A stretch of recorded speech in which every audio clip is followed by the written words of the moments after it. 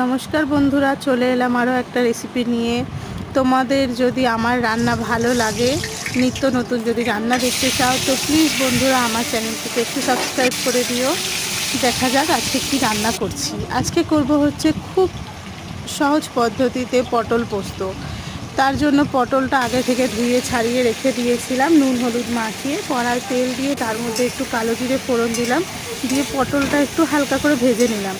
দিয়ে তারপরে দিয়ে দেবো, আমি পোস্তটা আগেই বেটে রেখেছিলাম, একটু কাঁচা লঙ্কা আর পোস্ত দিয়ে ওর মধ্যে দিয়ে দিলাম পোস্তটা, পরিমাণ মতো হলুদ আর নুন দিয়ে একটু ভালো করে নেড়ে ছেড়ে নেবো। পোস্ত ধোয়া যে জলটা ছিল ওই জলটা দিয়ে দেবো, দিয়ে ভালো করে একটু নেড়ে ছেড়ে নেবো।